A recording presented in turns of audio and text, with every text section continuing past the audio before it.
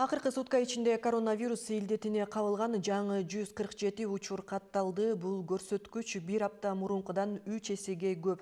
Адистердин айтымында оорунун көбөйүшүнө санитардык эрежелердин толук сакталбай жатышы себеп болууда. Ошондой эле абал Кыргызстандан башка Европа жана коңшу өлкөлөрдү да курчуп жатат. Теманы Анара Мамбеткадырова улантат. Акыркы суткада эле өлкө ичинде COVID-19 илдетине кабылган 147 учур катталды. Республикалык штабтын билдирүүсүндө Ош жана Жалал Абад областарында 2 күндөн бери илдетке кабылгандар күч алды.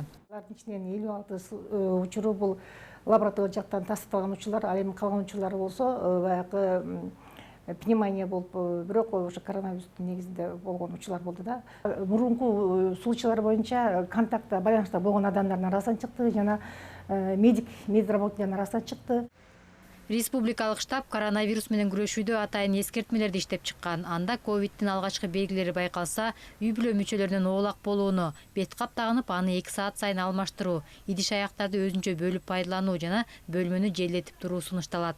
Республикалык штаб төмөнкү белгилер байкалса, үйдөн чыкпоону кеңеш кылат. Дене табынын көтөрүлүшү, дам, жыт сезбей калуу, ич өтүү, алсыроо тердөө, сөөктөрдүн какшып оорусу. Бул белгилер байкалса, төмөнкү аракеттерге тыюу салынат. Дүкөндөргө, адам көп чогулган жерлерге, коомдук жайларга барууга, конок тосууга, тест тапшыруу үчүн лабораторияга барууга, медициналык мекемелерден компьютердик томографиядан өтүүгө. Учурда күз мезгили болгондуктан курч респиратордук вирустардын да сезону күч алат. Дарыгерлер аба ырайына ыңгайлаша кийинип жүрүүнү эскертет. Себеби сасык тумоого кабылган жарандын иммунитети төмөндөп, COVID-19 вирусун жуктуруп алуу коркунучу чоң. Андыктан өлкө аймагындагы ооруканаларда да кошумча орундуктар даярдалууда.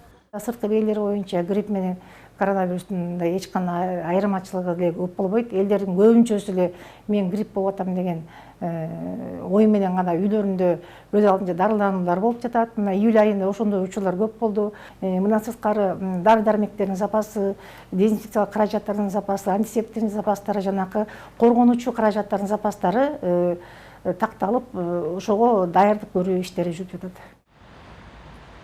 COVID-19 байланыштуу Москванын мектептеринде да 2 апталык каникул жарыяланды. Ал арада дүйнөнүн айрым өлкөлөрүндө коронавирустун экинчи толкуну башталды.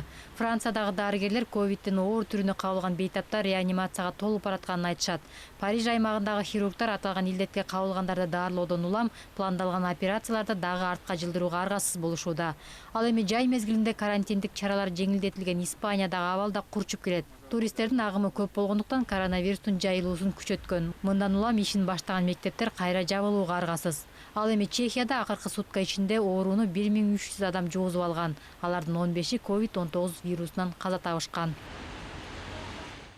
Бүгүнкү күнгө дүйнөдө коронавирустан көз жумгандардын саны 1 миллиондон ашты. Статистикалык маалыматка таянсак, ар бир 24 саат ичинде COVID-19 вирусунан 5400дөн ашык адам каза табат.